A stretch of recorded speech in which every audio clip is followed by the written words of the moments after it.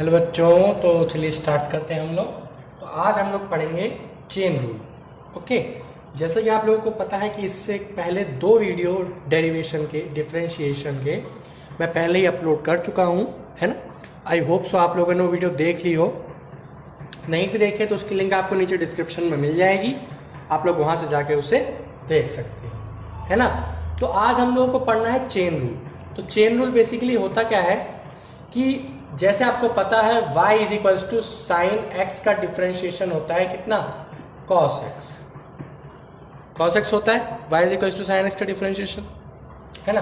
तो अगर मैं इस साइन एक्स को चेंज करके, साइन 2x कर दूं, फिर क्या होगा इसका आंसर। अब तो हमें पता ही नहीं है इसका आंसर क्या होगा, है ना। तो आपको ऐसे क्वेश्चंस में क्या करना है ना। तो आइए देखते हैं बहुत ही सिंपलेस्ट तरीके से। Okay, so sine 2x। तो आइए हम लोग इस क्वेश्चन को सॉल्व करने के लिए एक अजम्पशन लेते हैं। देखिए y इज इक्वल्स टू हमारे पास साइन 2x, है ना। तो लेट 2x बी 2, है ना। हम लोग लेट 2x बी x, हम इस 2x को x मान लेते हैं, है ना। सिंपल, हमें सबसे पहले यही करना है, जब भी आपके पास ऐसा कोई क्वेश्चन आए तो आपको अज्यूम कर लेना है जो भी एक्स्ट्रा दे रखा हो आपको, जैसे 2x दे रखा है तो 2x को हम लोग x मान लेते हैं। तो साइन x को डिफ्रेंशिएट करेंगे तो y, सो यहां से हमारे पास dy ओवर dx कितना आ जाएगा, dy ओवर dx कितना आ जाएगा, साइन 2x यानी कि cos 2x, ये आ गया हमारे पास, है ना। क्योंकि भाई साइन हमने x माना है ना 2x को, तो इसीलिए 2x को अगर x माना है हमने तो साइन 2x से डिफरेंशिएशन cos 2x, है ना। उसके बाद फिर हमें इसको और डिफरेंशिएट करके इसके साथ मल्टीप्लाई में लगा देना है, बस this is your answer. Okay, so 2 cos 2x is the derivative of sine 2x। आई बात समझ में। चलिए एक और एग्जांपल देखते हैं, फिर आपको अच्छे से क्लैरिफाई हो जाएगा कि मैं क्या कहना चाह रहा हूं।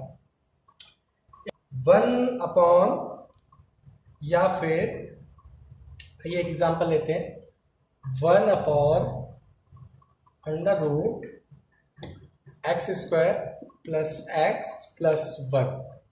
ये हमारे पास क्वेश्चन है, y is equals to 1 upon under root, ये क्वेश्चन है, हमें इसको डिफ्रेंशिएट करना है ना। तो इतने बड़े फंक्शन को तो हम एक साथ डिफरेंशिएट कर नहीं सकते, है ना। तो अंडर रूट में हमारे पास अंडर रूट अगर x होता तो हम इसको सिंपली x की पावर 1/2 करके यहाँ से सॉल्व कर देते।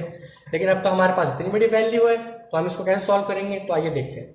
तो सबसे पहले तो मैं इसको x square plus x plus 1 minus 1/2 power लगा सकते हैं हम इस पे, है ना। क्योंकि रूट को चेंज करेंगे तो 1/2 और रेसिप्रोकल करेंगे तो माइनस में आ जाएगी पावर। ओके, सो ये हमारे पास एक डिफरेंशिएटिव टर्म आ गई। अब हमने इसको डिफरेंशिएट करना है, क्या मान के, x मान के। इसको हमको x मान के डिफरेंशिएट करना है।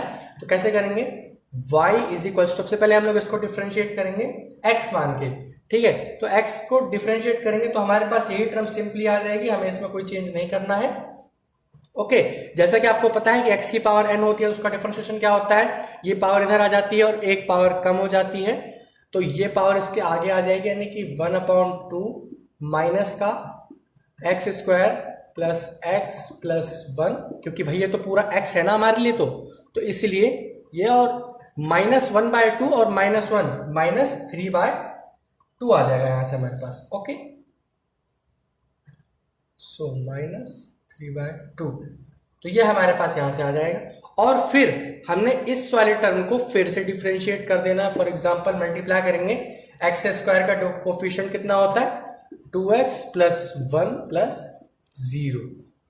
So this is your answer, है ना। तो आई बात समझ में कैसे करना है।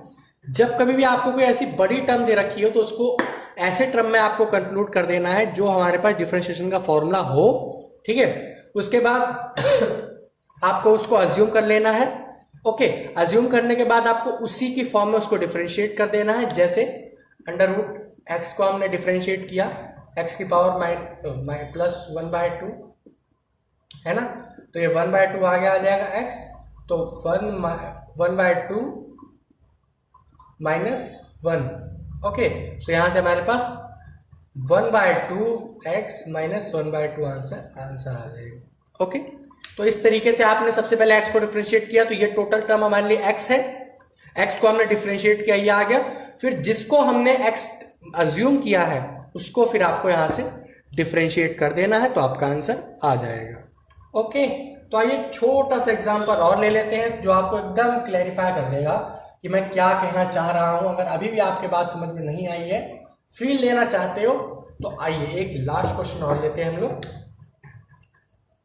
log 3x, ये 3x इसके साथ नहीं है, log 3x² इसकी पावर है ना।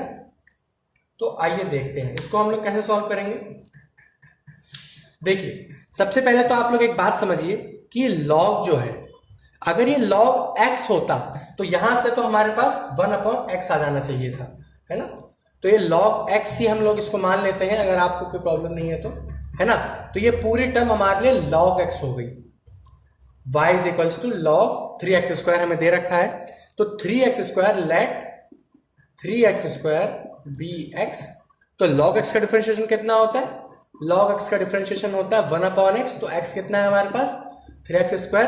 फिर 3x² को भी डिफरेंशिएट कर देना हमारे पास, तो 6x आ जाएगा यहां से हमारे पास, है ना। तो यहां से ये 2 कैंसिल, x से x कैंसिल, सो y = यहां से हमारे पास 2/x आंसर आ जाएगा। तो ये हमारा आंसर हो गया। ठीक है, होप सो आप लोगों को समझ आया होगा कि मैं क्या कहना चाह रहा हूं। चेन रूल्स का आप लोग क्या समझ लेंगे, है ना। तो बहुत ही इंपॉर्टेंट है, चेन रूल आपको आना चाहिए। ओके, तो चलिए आप लोग हम बात करते हैं एप्लीकेशन ऑफ डेरिवेटिव्स की, है ना। देखिए, जैसा कि आप लोगों को पता है कि डेरिवेशन होता क्या है, मींस डिफरेंशिएशन होता क्या है ना। आखिरकार एक स्लोप ही तो होती है, कंप्लीट स्लोप ही तो होती है आखिरकार डिफरेंशिएशन। मैंने आपको अपनी स्टार्टिंग की वीडियो में यही चीज बताई थी। ओके, तो ये स्लोप जरूरी तो है नहीं कि हमेशा स्ट्रेट लाइन ही बने, ये स्लोप कभी ऐसे भी हो सकती है या कभी ऐसे भी हो सकती है ना। तो ये चीज हमें क्या शो कर रही है? ये हमें शो कर रही है किसी ना किसी कार की या किसी ना किसी ऐसी ऑब्जेक्ट की वेलोसिटी, एक्सेलरेशन, कुछ ना कुछ हमें शो कर रही है ना। तो डिफरेंशिएशन का मीन्स है क्या हमारे पास यहाँ पे? जब हमारे पास dy/dx की वैल्यू 0 हो जाए, यानी कि ये जो स्लोप है वो कुछ इस तरीके से बने, स्लोप जो है हमारी इस तरीके से बने, या फिर टेंजेंट जो है इसको, तो यहां पे जब कंप्लीट, यहां पे जो ये मैक्सिमम हाइट है, यहां पे जब कोई भी बॉडी पहुंचे, है ना, तो यहां से ये जो स्लोप है ये 0 हो जाएगी, है ना। तो आई होप सो आपको बात समझ आई होगी कि डिफरेंशिएशन का मतलब हम लोग कहाँ पे कर सकते हैं फिजिक्स में ज्यादातर यूज। इसको हम यूज करते हैं किसी भी, अगर मान लीजिए हमारे पास किसी की मेजरमेंट नहीं दे रखी है और उसका ग्राफ हमें दे रखा है, तो हम उसको एनालाइज करके ये बता सकते हैं कि उसकी स्पीड आखिर नेगेटिव में जा रही है, पॉजिटिव जा रही है, ये हम लोग कैसे बता सकते हैं, है ना। सो चलिए हम लोग एक बार देखते हैं। देखिए,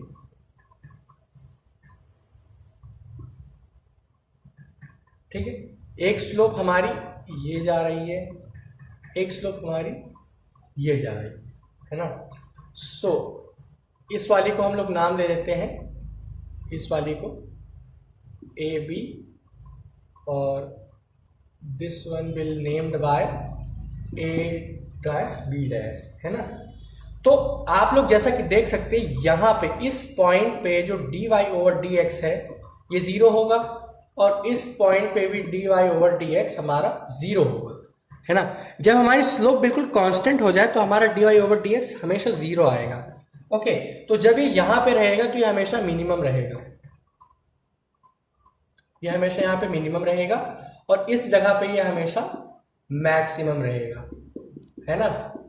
इस जगह पे हमेशा किसी भी वेलोसिटी टाइम ग्राफ की जो भी ये ग्राफ है ना, ये हमेशा यहाँ पे 0 रहेगा, या फिर मैक्सिमम हाइट ये यहाँ पे हमें शो करेगा। ओके, सो ये था छोटा सा डेरिवेशन, डिफरेंशिएशन के जितने भी तरीके थे मैंने आपको सारे बता दिए हैं जो कि आपको फिजिक्स में यूज होते हैं, है ना। तो आप लोगों के सारे वीडियोस देखने अच्छे से, और एक भी चीज आपको मिस नहीं करनी। ओके, सो पढ़ाई करते रहिए। All the very best.